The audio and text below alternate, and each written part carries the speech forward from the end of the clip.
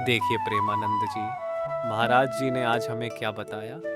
एक बार एक जंगल में ऋषि रहते थे, तो 12 वर्ष उन्होंने वृक्ष के सूखी छाल की पपड़ी पा करके और कठिन भजन किया। अब तो महातेजस्वी हो गए। एक दिन काम प्रकट हुआ और कहा, क्या तुम समझते हो कि तुमने काम पर विजय प्राप्त कर ली? तो उनका एक काम क्या, हजारों काम पर विजय प्राप्त कर चुका हूँ। तो बोले, महाराज अब मैं अपने बाण संधान करता हूँ और आप संभालो अपने को। तो उनका, जाओ नहीं तुम्हें भस्म कर दूंगा। इतना कह के चले गए। अब जहाँ जहाँ वो पपड़ी खाते थे, वहाँ वहाँ हलवा घी का। ऋषि ने जब देखा कि वृक्षों के जितने वृक्ष उस जंगल में, सब में हलवा लगा हुआ, तो उनका, मेरे तप से भयभीत होकर वृक्ष हमें लगता है कोई स्वादिष्ट पदार्थ देने लगे। अब वो खाने लगे। अब 10 वृक्ष से जब पाया तो आधा किलो हलवा तो गया ना, तो अब हड्डी के ऊपर मांस बढ़ना शुरू हुआ। महीना हुआ, एक दिन छम छम छम छम पायल करती हुई और एक कटोरा लिए हुए, जे ही देखा ऋषि आ रहे तो ऐसे हलवा लगा के भाग। उनका, खड़ी हो जाओ, तुम कौन हो? क्या ये स्वादिष्ट पदार्थ तुम लगाती थी? उनका, हाँ। तो भाग क्यों रहे हो? मैं आपके तप से भयभीत हूँ। बोले, नहीं नहीं नहीं,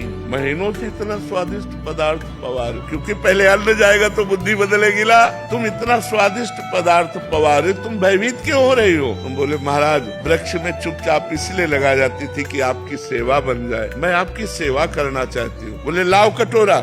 वृक्ष में लगाने की जरूरत नहीं है, अब रोज कटोरा लेके तुम ले आ जाना, मैं इस कुटिया में रहता हूँ, कटोरा लेके आ जाना। काम ने चैलेंज किया था, मैं अपना बाण संधान कर रहा हूँ, तुम सावधान। फिर एक दिन पूछा, तुम इस जंगल में क्यों रहती हो? उनका, मेरी माँ तपस्विनी है, तो मैं अपनी माँ के साथ रहती हूँ। तो आखिरकार तुम्हें ब्याह तो करना ही पड़ेगा। ये तो माँ का विषय है, मेरा विषय तो है नहीं, ये तो माँ जाने। तो बोले, माँ से बात करके आप कल आना। बोले, अवश्य। दूसरे दिन पधारी। महाराज मैं निराश हूँ, ब्याह नहीं हो सकता। बोले, क्यों? निराशा क्यों? बोले, माँ ने एक शर्त रखी है कि अपना मुंह काला करके मुझे पीठ में बैठाल कर और अपनी कुटिया से और मेरी माँ की कुटिया तक आपको घुटनों के बल चलना पड़ेगा, और मैं आपके पीठ में, और ऐसा मैं आपसे करवाना नहीं चाहती। उनका, अगर संध्या काल में ये काम हो जाए तो? बोले, वो काल कोई भी हो, लेकिन आपको ये करना पड़ेगा अगर ब्याह करना है। महाराज राजी हो गए, मुंह काला किया, पीठ पे बैठाला, घुटने के बल चले। जब वहाँ पहुँचे तो काम खड़ा था। उसने कहा, ये मेरी रची हुई माया है, मैं ही हूँ इसका स्वामी। बोल, तेरी तपस्या कहाँ गई? ये कहो कि मैं तेरी तपस्या नष्ट नहीं की, केवल केवल दिखाया है तुझे